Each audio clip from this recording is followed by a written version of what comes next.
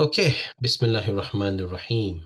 Alhamdulillah wa wassalatu wassalamu Mustafa wa ala alihi wa ashabi wa ala man tabluhu amma ba'd. Rabbi shrah li sadri wa yassir li amri wahlul 'uqdatam min lisani yafqahu qawli. Subhanaka la ilma lana illa ma 'allamtana innaka antal alimul hakim. Right, okay. Before we begin, I just wanted to ask, how many of you are still due for an interview? If you can put your hands up, please. Raise your hands for those who are still due for an interview. So there's only 1, 2, 3, 4, 5. Just keep your hands up. 5, 6. So only 6 of you, right? And I do believe the rest of you, okay, you can put your hands down now. So I do believe that the rest of you have already been through the interview process, correct? Right? So is there anyone here that was not raised their hands and have not had the interview yet? So this interview is basically shortlisting for those people who are wanting to join the Takhassus Ifta course. So those people who applied for the Takhassus Fil Fiqh, Takhassus Ifta course, this is just, remember, just an introduction to the course. So this is open to anyone that might be interested. But if anyone who's graduated from the 𝗪𝗵𝗹𝗃 program and now they want to specialize in fiqh, then they have to fill an application form and then there's an interview process. Okay, all right. Okay, right. And hands up those of you who have been, okay, now hands up for those who have been booked for an interview this weekend. Hands up those that have been booked for an interview this weekend. I'm sure there's more because I've already got 5 or 6. There should be at least about 10 students, but 5 to 10 students who are booked for an interview this applicants who are booked for interview this weekend, Saturday and Sunday. So Muhammad Imtiaz, nobody else. And how many of you are those that who've already been through the interview process? Hands up those that have already been through the interview process. I just realized there's 18. Okay, you can put your hand down. So I just realized that there are 18 participants. That means not everybody's here. Okay, that's fine. So for those of you who've already been interviewed, you will already receive you will have received confirmation hopefully by this weekend, right? Again, there's sorry, I'm just hearing people talking. Anyways, so for those of you who have already gone through the interview process last week, you should receive a reply by this week or the latest next week, inshallah, of your application status. For those of you who have not been interviewed yet, you will be interviewed this week. If not this week, then next week will be the final interview date. Okay, next week we'll find an interview date, but we're hoping, inshallah, for the interviews to be completed by this weekend, inshallah. Okay. Now, in case you haven't, the admin will notify you. So just keep an eye on your email or just keep an eye on your message. Just keep an eye on your email. Just keep an eye on your message, please. The admin will hopefully be in touch with you. All right. So I'm one of the teachers. I'm leading the course anyway, but I'm just making you all aware. So what the interview process basically is, just to understand, the interview process basically is that one of the conditions you have to graduate from an Islamic seminary. Number 1. Number 2 is that we use a standard textbook. Right, we open a standard textbook and we just assess the students' ability. We assess them on their ability to read ibarat, their translation, their comprehension and application. So these are the areas. So you take one particular ibarat that you read a passage from there, you have to translate, and then you have to comment and use a commentary. After using commentary or just explain, just to assess your comprehension. And thereafter, we will give you a case study. We'll give you a case study. Now apply this to this particular case study, and then from there you'll be scored. You'll be scored, and then based on the score, we will determine whether you've passed or you failed or you need some additional support and so on. So that's basically that's what's basically going to be. That's how we judge and decide. So we try to do this as objective as possible. So somebody's got a question. Please, brother, visit course page. Oh, actually, that's fine. Take care. Okay, so let's. I hope that answers your queries. If anybody's got any questions, please do ask now. We've got about 2-3 minutes before we start before we begin our last and final session. Okay. If you're still unsure, then I would suggest you to contact the admin, right? Or you can email me the admin will be able to share my email in with my Balagh email. They'll be able to share that onto you. But if you just get in touch with the Balagh team, then they will hopefully support you, inshallah. Right? And don't forget, we've got the WhatsApp groups too. So you can communicate on the WhatsApp group there. I'm on the WhatsApp group. I'll be able to respond to any of your queries and concerns. Okay? Right. Now that's over and done with. Okay. Okay. So that's over and done with. Let us now proceed. So today's session will be about the contemporary challenges, and I do believe that we did have an exercise discussion on the contemporary challenges. Most of you, mashallah, presented some interesting answers, and it does show to me that you're all kind of acquainted and you are aware of some of the modern challenges. Okay, modern challenges specific for ulamas and for scholars. I wanted to ask that did everybody get a chance to read some of my fatwas or my articles? Not all, but did any of you have a chance to read some of the fatwas and articles of mine? Okay. And I did give you all a case exercise on how the manner and the way that we kind of approach modern day challenges. Yes. Okay. So Muhammad Imtiaz, so which one did you read and which one did you find particular interest? I found the one with regards to the case, can a divorcee suffering from a depression come out during her Idda? A divorcee, yeah. Okay. So what was interesting about that? I actually wrote a PDF on it. I just studied it and I just wrote down everything from the beginning and everything. And what was interesting is that though she mentions that because of her depression and what she's going through, there was other circumstances where she said family circumstances, child going out. So those three actually had me wonder that what is she really asking for?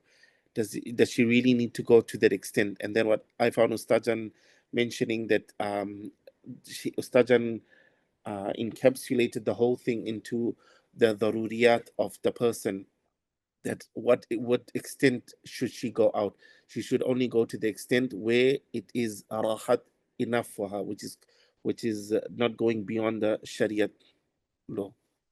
So my two questions is this: that did you understand the answer and the case, and what do you think about in terms of the process, in terms of answering? Process, in other words, the things that were considered. So do you think it was well, I will say satisfactory, but you can answer whether it was satisfactory response or not, but whether it was an adequate response or not, but what did you get from that in terms of the process, looking at from the process of iftar? What did you take away from that? I from the beginning till the end, Ustad applied all the laws, all the requirements that were needed. So basically, there was not much need of going to the thing, going to the for depression. I think Ustad did write down that Ustad did write down where the necessity for what kind of depression it is, and yeah. Okay, that's fine. Good. Anybody else like to comment? What fatwa, which article or which fatwa did you read? Which one you found particular interest? And from an Iftar student point of view, so consider yourself an Iftar point of view, what takeaway key point would you take from that? Samir, you want to say something?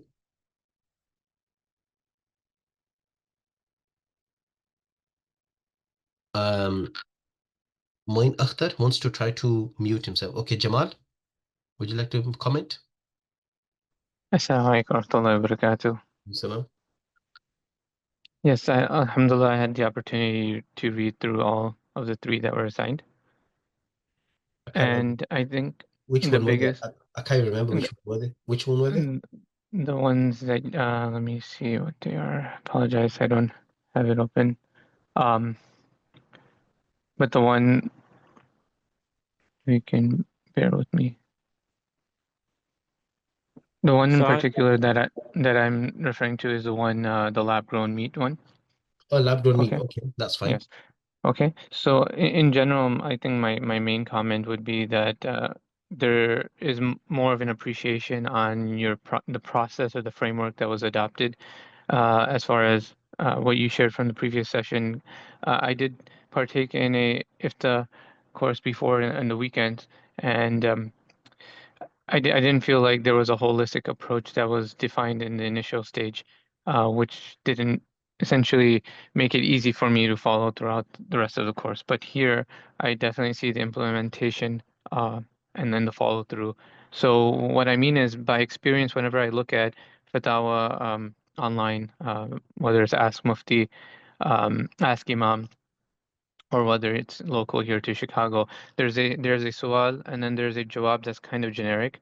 But what I did appreciate from this is that there was, from end-to-end process, being able to identify with the process, but then follow it through with the dalal at the end, but being able to, number one, understand the contemporary issue, um, looking at looking at a question, but understanding what is the main pieces that are being asked, and then doing more research and an investigation, um, whether that's online resources, etc., but then going into 𝗪𝗲𝗃 𝗪𝗵𝗃 if that's the case, and then being able to use the usul and then give a proper jawab based on that.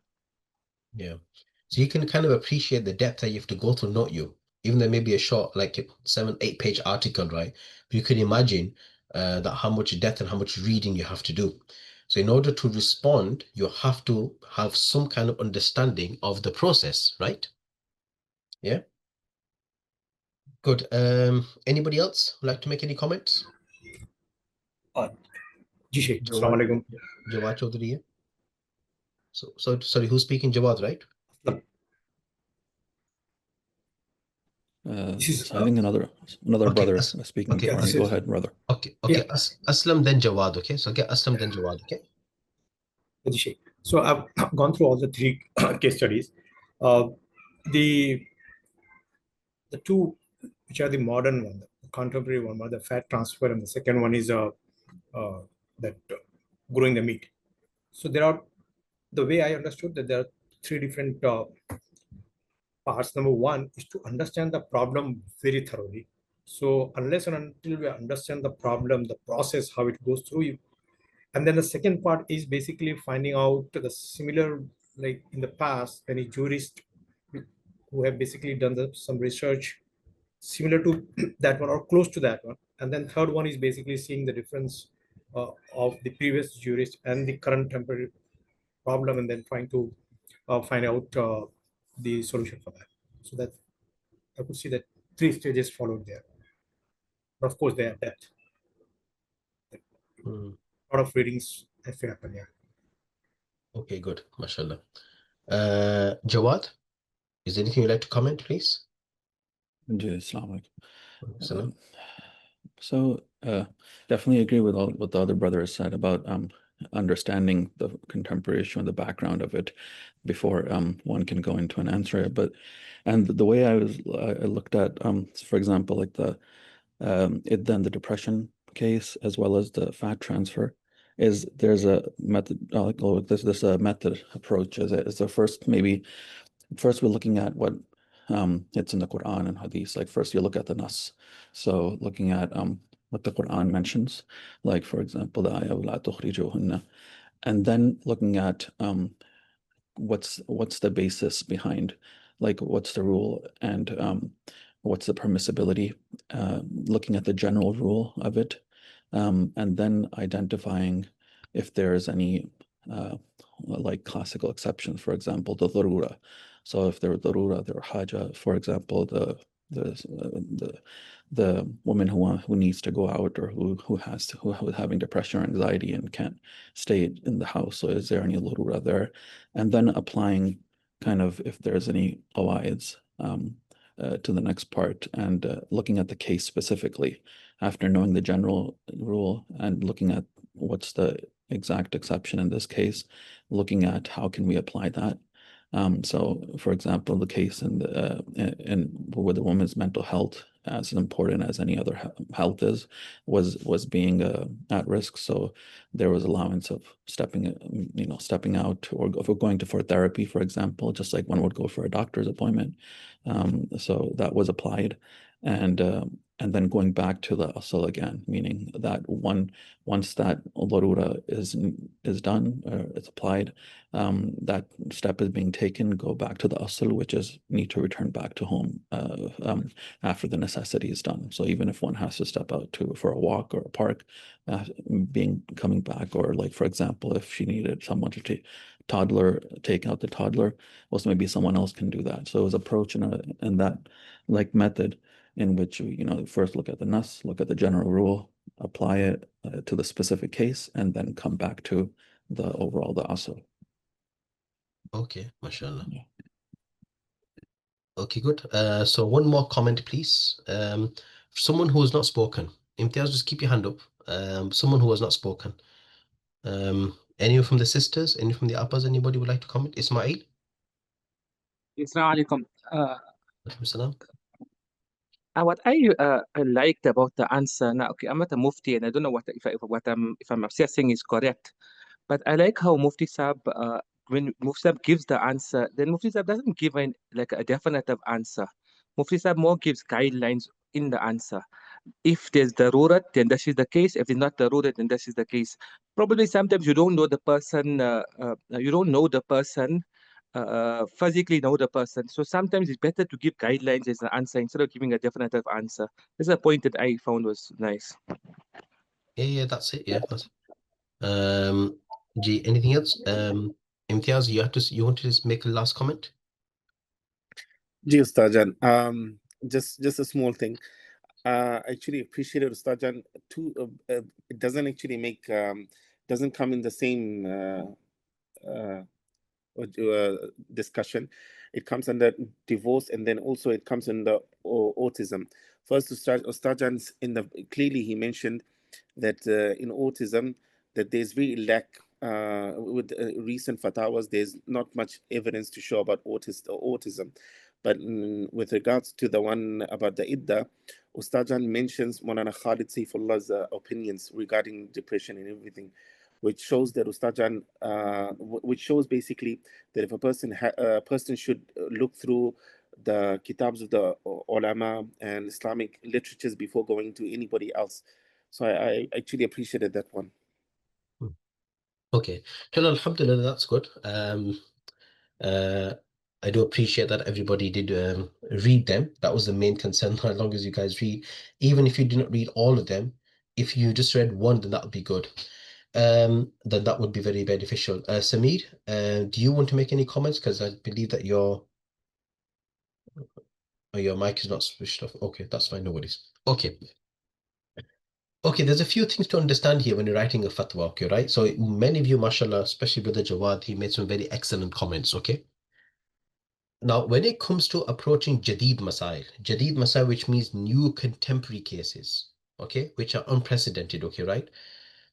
First, you have to understand that there's one thing you have to understand, that, if you look at the world is changing very fast, right? When it comes to mental health issues, when it comes to financial issues, when it comes to many of the issues, okay, right? Things are moving at such a fast pace, okay, right? And because of that, sometimes you have to look at fatawas.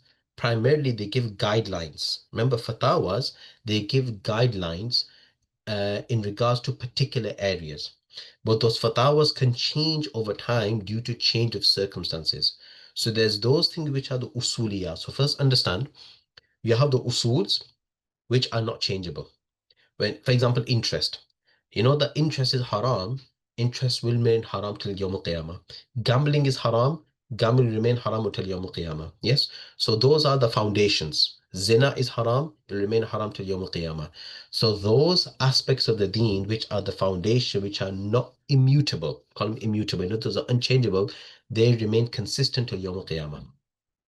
When it comes to other detailed aspects of things, okay, right, which the Sharia mentions, but there's a scope, but there are different interpretation, or there's a scope of change in circumstances, all right, then that can be taken into consideration. That's where the laws of the daruriyat come in, okay, right? So we know that the Sharia has forbidden certain things, but we have the principle of the darura. We have the laws of necessity, right?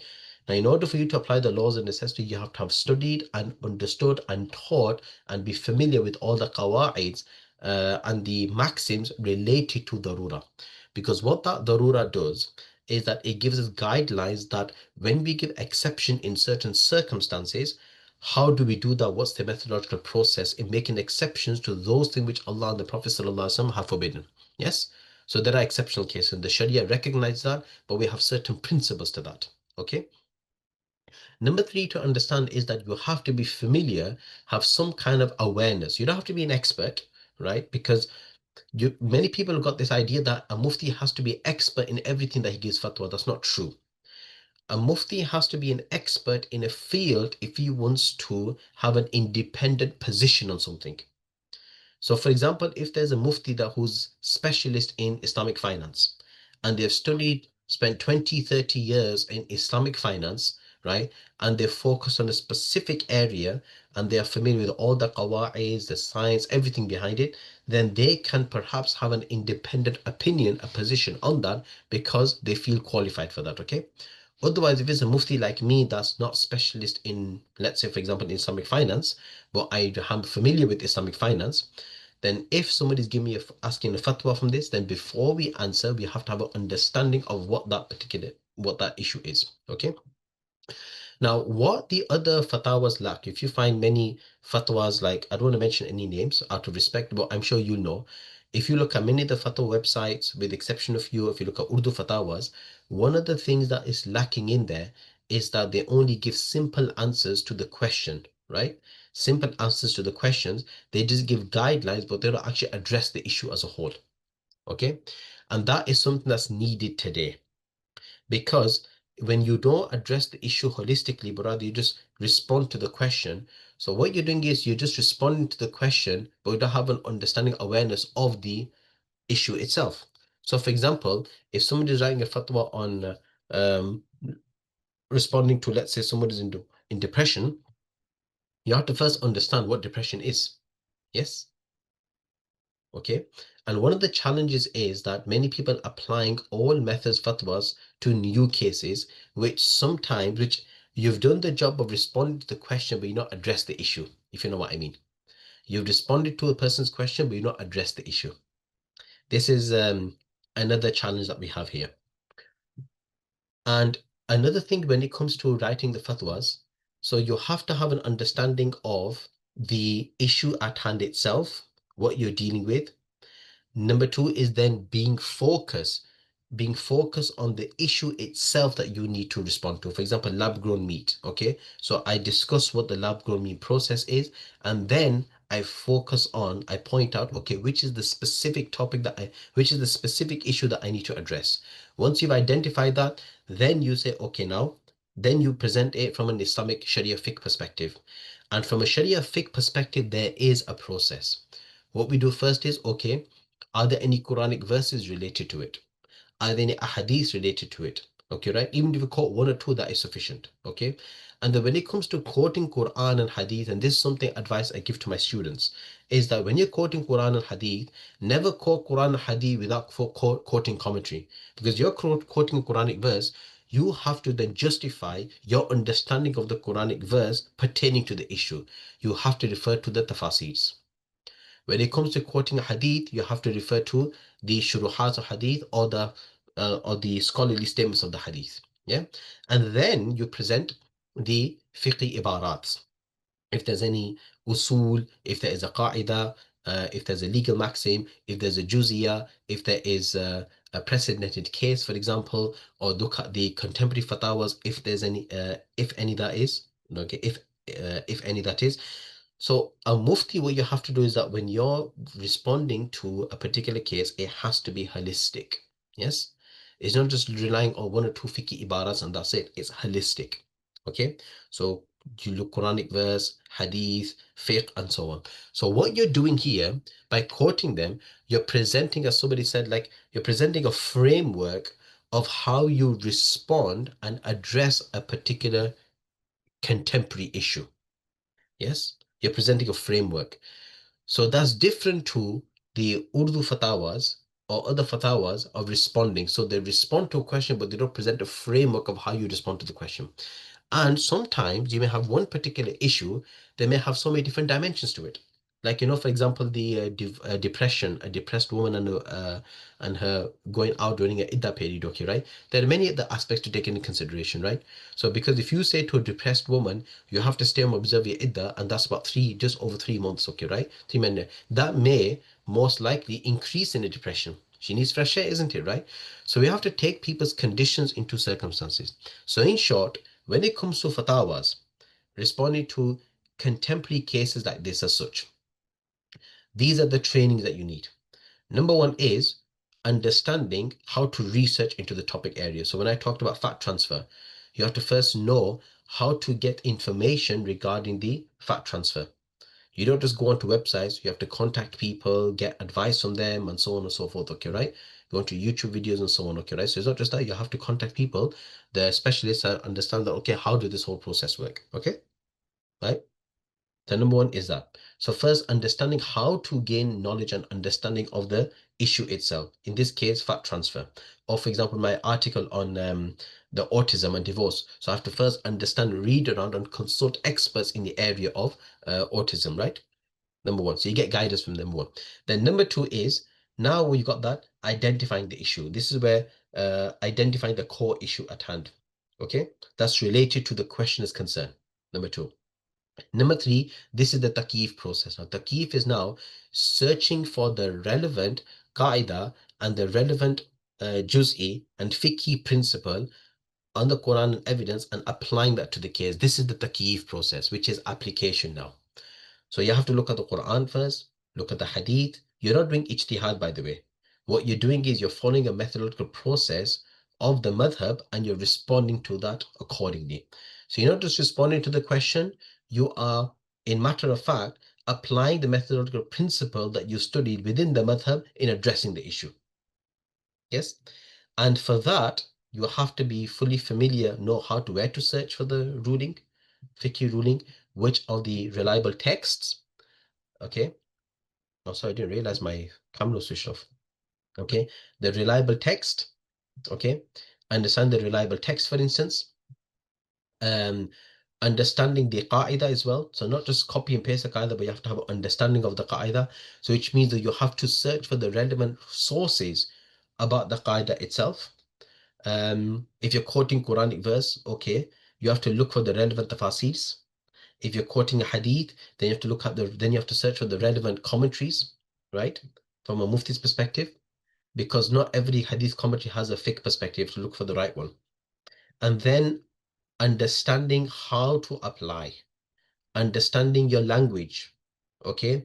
Understanding the conditions, what conditions to employ to ensure that your fatwa is not being abused. So you don't, so like somebody mentioned, you're giving a guideline. If it's this, then it's this. If it's not this, then it's not this, because you don't understand the questioner's full circumstance. You can only respond to based on what's there, but understanding the possibility, the other possibilities. So it's like you're answering the other questions before the questions are asked. Yes.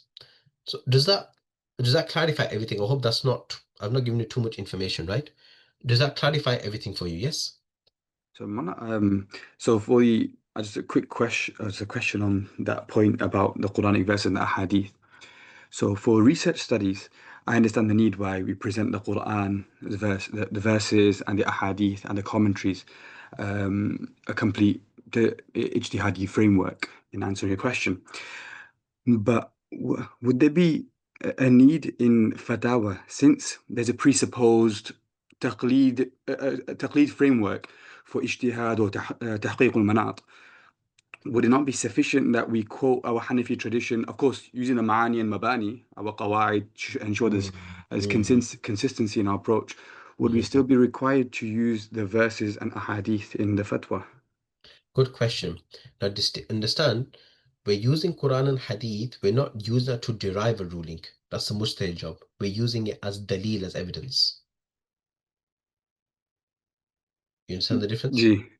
Okay, so when you're writing fatwas with me, right, I'm not expecting you to write evidence, present dalil anyway, because the primary training for when you're writing mashki fatwa with me is to first know where to search for the masala. That's the primary ruling, okay? But when you're writing extensive pieces of work and research articles, okay, right, you will be expected to use Quran and Hadith. Now remember, when you're using Quran and Hadith, you're not using that to derive a ruling from there. That's the mujtahid's job. You don't need to do that anymore. What we're doing is we're using Quran and Hadith as an evidence, as a dalil. And especially in this day and age, because there's a loads of accusation that's heard against the Hanafi madhab, that we give fatwas, but we don't present evidences. We don't have dalil from the Quran and the Sunnah. So using Quran and Sunnah, you're using them as an evidence, as a dalil, okay, to support your fatwa, to support the Hanafi madhab. Yes? And when you're quoting Quran and Hadith, you're quoting commentary, classical commentary, to support your understanding of the Quran and the Sunnah. Yes? That's in line within the madhab. Does that answer the question? So, yeah. So there's a difference between deriving the ruling from the Quran and Hadith, which is no longer required, and one is using Quran and Hadith as an evidence to support the fatwa. All right? That is what we're doing. And I think in this day and age, because I've been in this field for 15 years, right? And I have seen a huge change, right, in the manner in which we give fatwas. And I am on the view now that the manner in which that we give fatwas now, the process that we need to give fatwa, it has to change now in terms of how we respond to new cases, right? So just giving simple answers sometimes nowadays is not adequate, is not sufficient.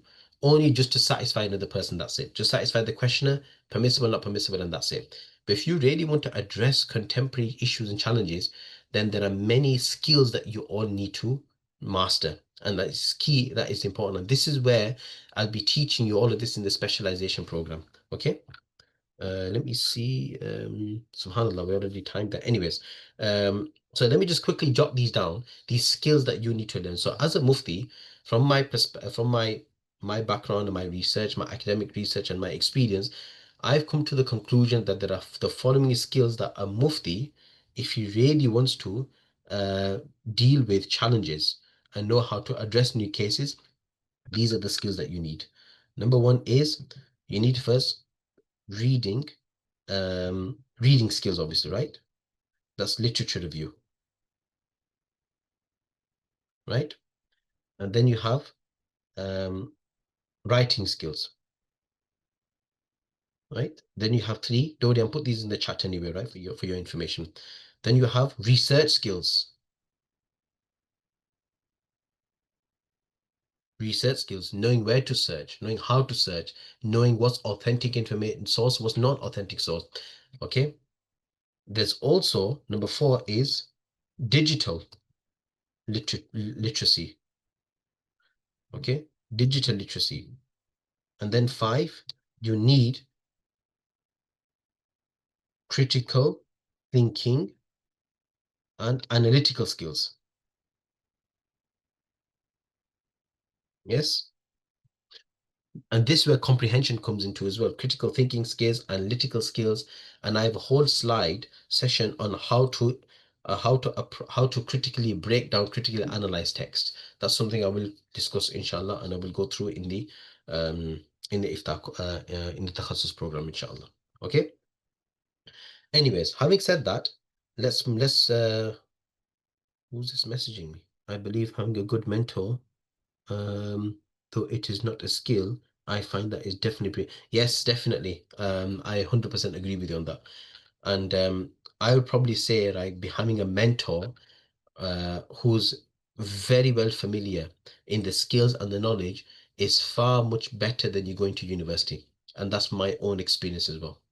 I had a personal mentor I did research under, and I did my master's as well. And if I was to say now, in hindsight, which of the two I benefited most was a personal mentor, right? That's all you need nowadays. You just need a mentor. Anyways, now contemporary challenges. So let's quickly go through this.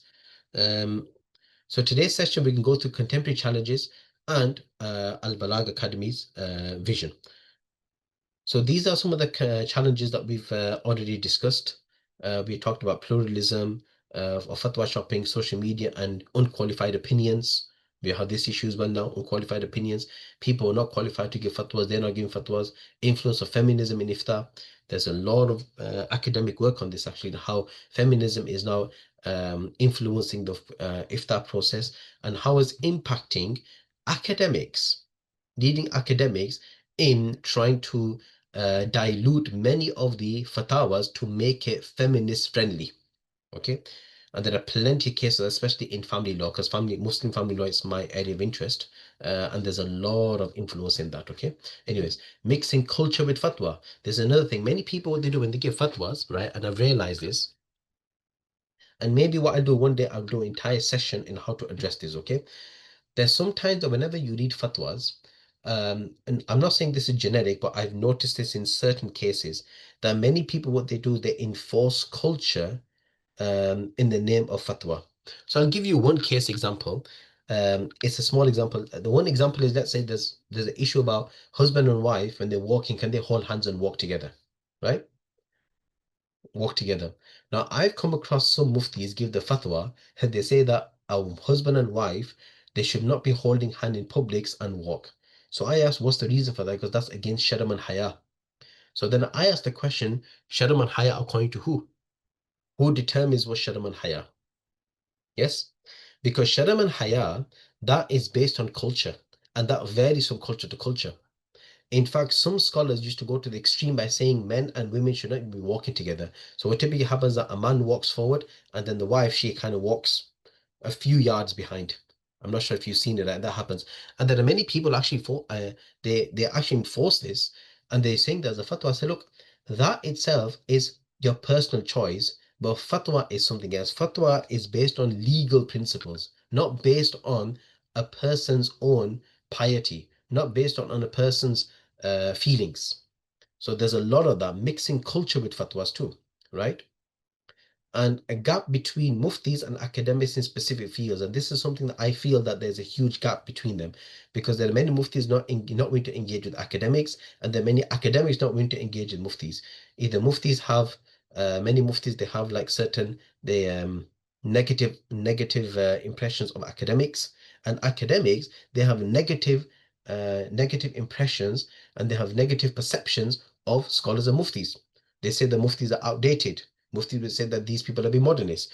So I feel there's a huge gap between them in this specific field, and that's why there is a lot of conflict.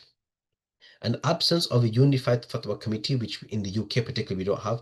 I mean, like now we have hundreds of fatwa departments, so many different types of fatwa departments. Okay, and each one is, we have like principles that we follow, but there's no unified fatwa committee, unfortunately. So we have generic muftis versus specialist muftis. Majority of the muftis that I'm aware of, majority of them are generic muftis. In other words, they're generalists. In other words, they give fatwa and they transmit fatwa. I won't say give fatwa, but they transmit fatwa on every single issue. Okay, Islamic finance query, they'll give fatwa on that. Marriage issue, they give fatwa on that. When it comes to medical ethics, they'll give fatwa on that. Okay, right? Now, being a generic, I'm not saying this is a bad thing, but we lack specialist muftis. Specialist muftis means muftis to specialize in specific areas. Let's say, for example, a mufti, let's say Mufti Jawad, him being a specialist in a mufti and in mental health too.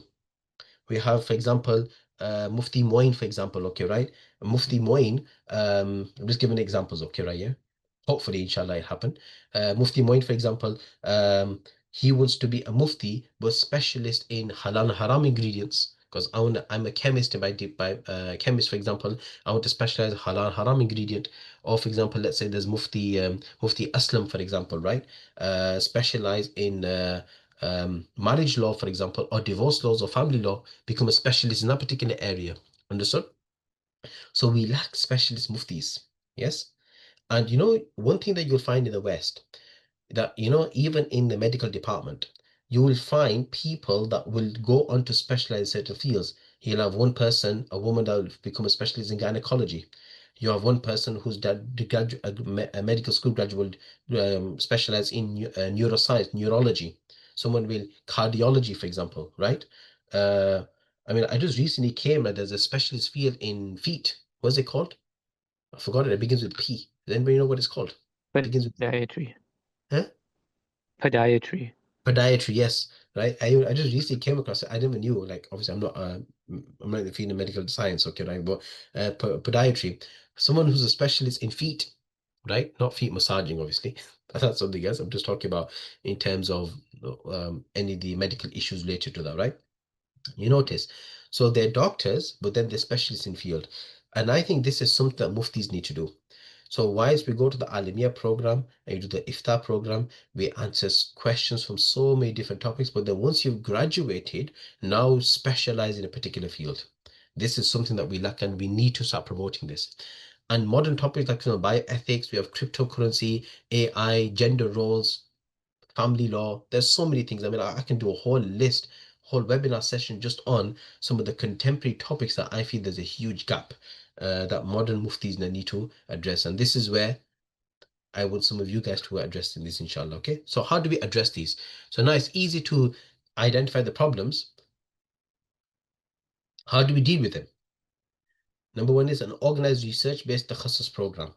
So whenever we have Takhassus Fil Fiqh programs, it has to be research-based, organized research-based, not so that just to teach the books, okay, but rather it has to be research-based.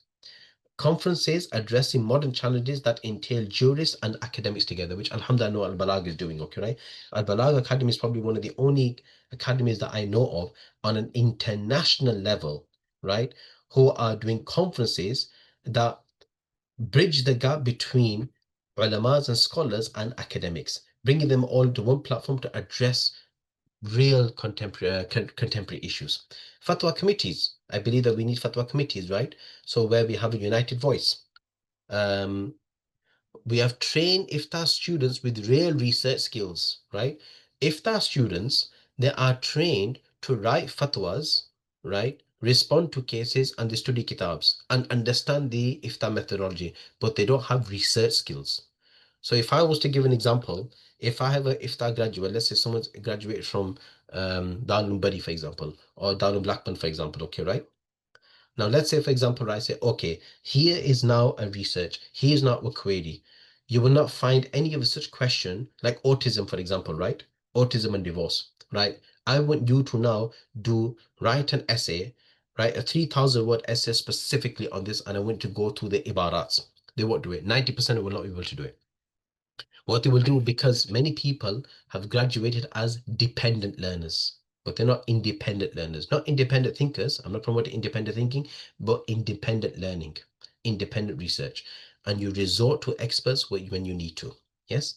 So we lack, need to incorporate research skills within Iftar training, the need for specialist muftis, okay, encouraging them to specialize in specific fields and providing the avenue for them.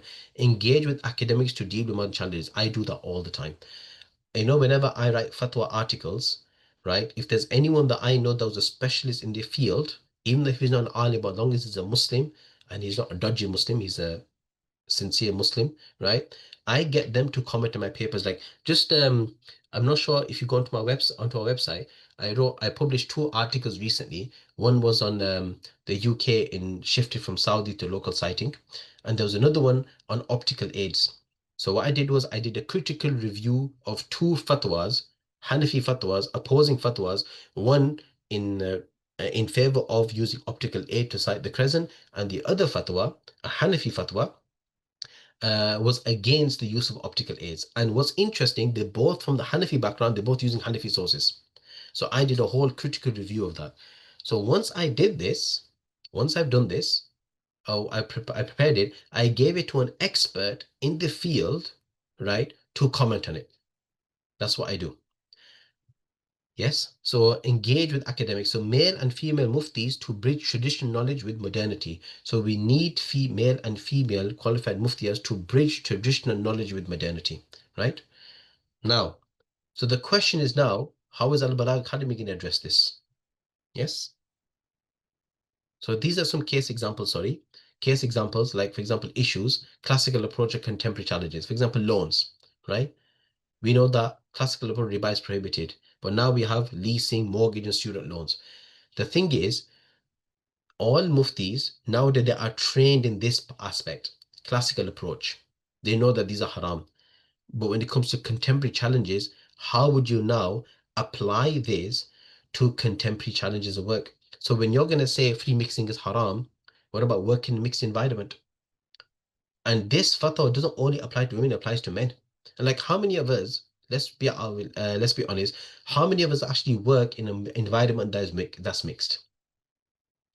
How many of us have worked in an environment that mixed, whether you're a teacher, whether you're a doctor, or you have interaction with the opposite gender?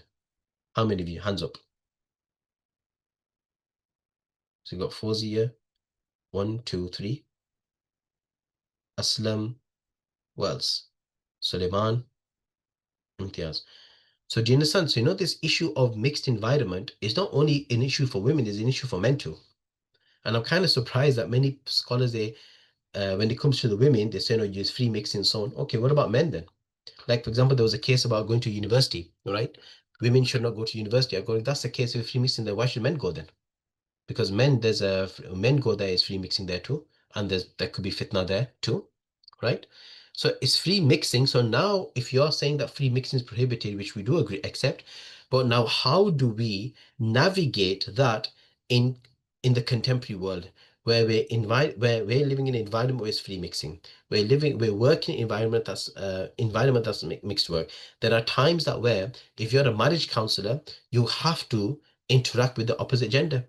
If you're basically, even from a Mufti perspective, I work in a fatwa office. Sometimes I get sisters come in and they want to speak to me, they want consultation about certain things. They want marriage counseling, for example, okay, right? Now, how do you apply the Shari principles that whilst you are cognizant of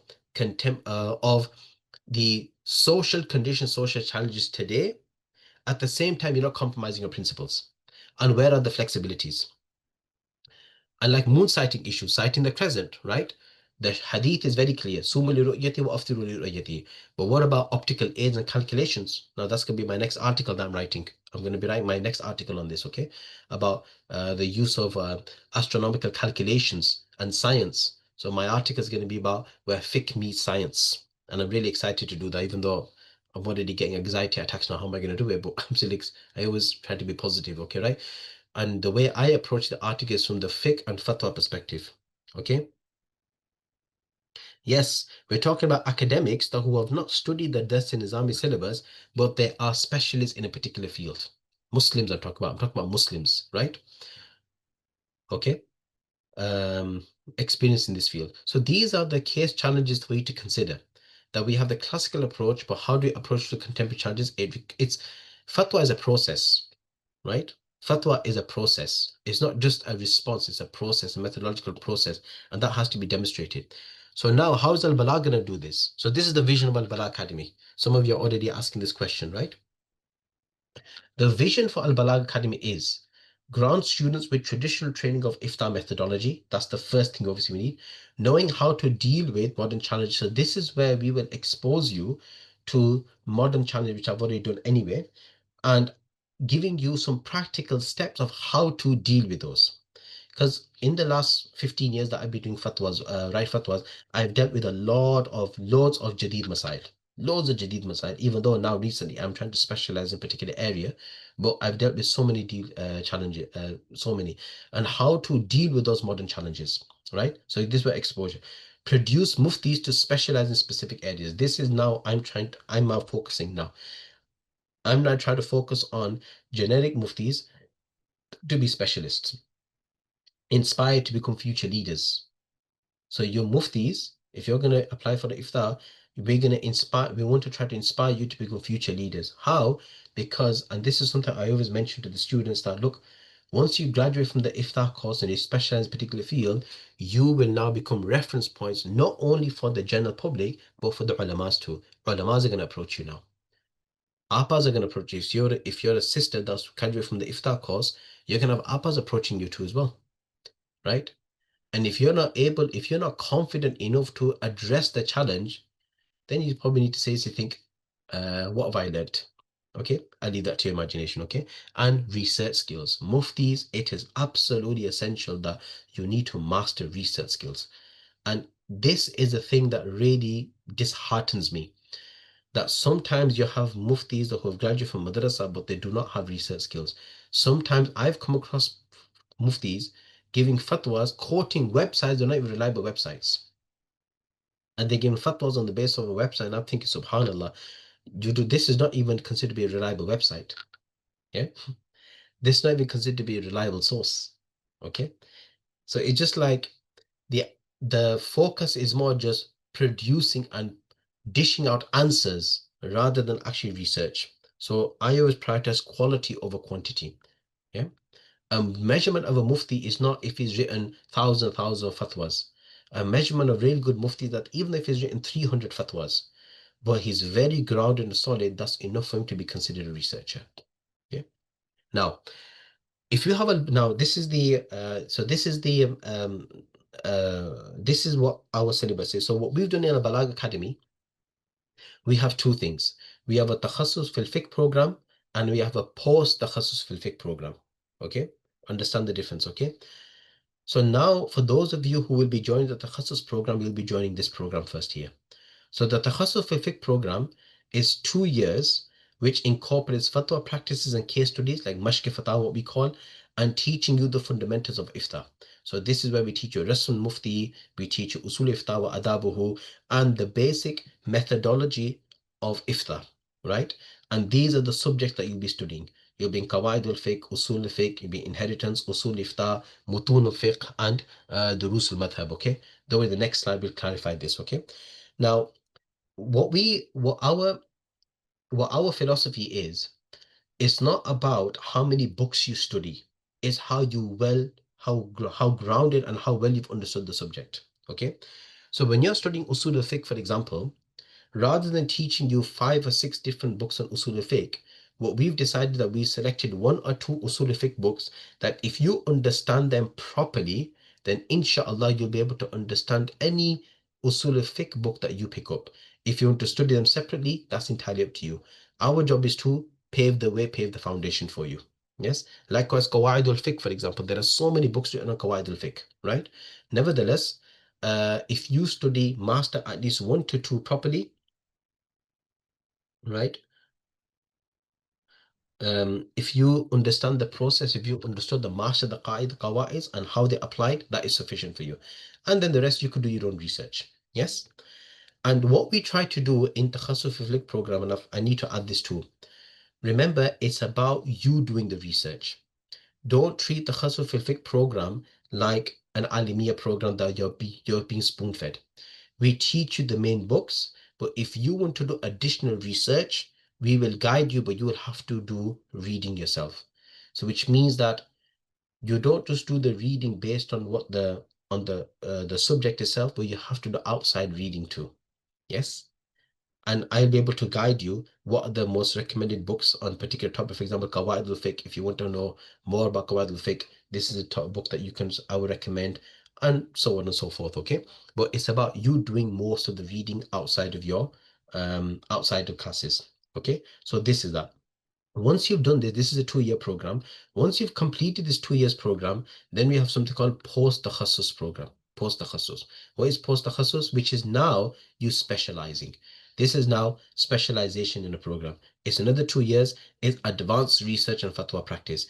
This type of fatwa practice is different to this one because this fatwa practice is now advanced research level fatwa process. So somebody asked a question about using Quran and Hadith and specific. This is where all this is applied now. Advanced research fatwa practice. This is where you do dissertations and doing presentations and specialization subjects. So these are specialization programs that which each of you will have to select and choose, right? That whichever one is of your interest, you will have to attend the modules to that, and your dissertation and your fatwa practice will be around the subject area that you have chosen to specialize in. Is that clear to everyone?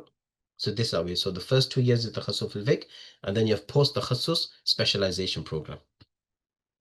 So for the Takhassus module, this is basically these are kitabs that you'll be studying. And by the way, we'll be preparing a module handbook for you too as well. So you can have like a 2-3 page of short module handbook that you'll be given, inshallah. Okay, so don't worry.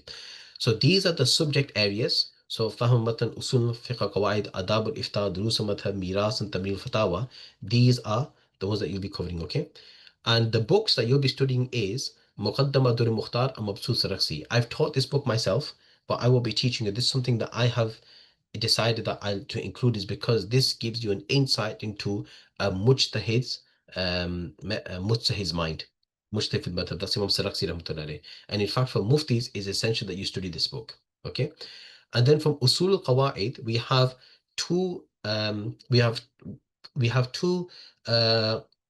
al-Fiqhiyya books, and we have two Usul al-Fiqh books. So it is Al-Ashbah wal-Nadhair and Sharh al-Qawaid al-Fiqhiyya. These are the two books that you'll be studying. These are more than enough for you. And then Al-Wajiz fi Usul al-Fiqh, and then Nur al-Anwar. We put Nur al-Anwar there because some students have realized that they're not studying Nur al-Anwar in the Alamiya program. So we introduce that, or we may introduce another Hanafi Usul al-Fiqh book, okay? So the way we're going to do it is, so these are the module books that you'll be studying, like Ibn Abid Rasul Mufti, Takhassus Fil Fiqh 𝗪 you'll be doing Durus al-Mazhab, Mazhab al-Hanafiyya, and 𝗪𝗪𝗪𝗪 al-Islami. So it basically gives you a history on the development of the Islamic Islamic Sharia. And then we have Miras, Samaratul Miras, and As-Siraji. And then we have Ibadat Mu'amalat. So the Tamreen Fatā will all be incorporate Ibadat Mu'amalat. Now this is going to be your timetable. Now what we've done, because it is every Saturdays, this topic will be considered every Saturdays, right? And these are the teachers that will be teaching. So it'll be from 10 a.m. to 4 p.m. It'll be 10 a.m. to 4 p.m. So the first session will be Al-Ashbah wal-Nadhair. So the way we've done it is, because your takhassus could be over 2 years, this subject, Usul Qawaid, you'll be taught 2 books over 2 years. It'll be rotated over 2 years, sorry. So the first year you'll be studying Al-Ashbah wal-Nadhair. So you won't be studying any Usul al-Fiqh book this year. You'll be doing Al-Ashbah wal-Nadhair this whole year. And then the second year of your Takhassus al-Ifta, you'll be studying now Usul al-Ifta, you'll be studying Usul al-Fiqh. Yes, Al-Wajiz fi Usul al-Fiqh. Is that clear? So 1 year you'll be studying Qawaid al-Fiqhiyya, and then the following year you'll be studying Usul al-Fiqh. That's the way we've done it. Okay? And the reason why we've done that is so that it grounds the student in their own Qawaid and Fiqh. So once you study one subject and then move on to the other, it helps you, it grounds you, okay? And then 11 till 12 p.m. This is according to UK time, by the way. You go to Durus al-Madhab, Mazhab al-Hanafiyya. Again, this is going to be alternated. So the first year you'll be studying Mazhab al-Hanafiyya. The following year you'll be studying 𝗪𝗪𝗪𝗪 al-Islami. Is a history of Islamic fiqh. Then 12 to 1, this is going to be Mufti Abdul Muhammad. You'll be studying Muqaddimah Dur al-Mukhtar, the Muqaddimah, and then you'll be studying some selected chapters from Dur al-Mukhtar and Hashi ibn Abidin. Okay.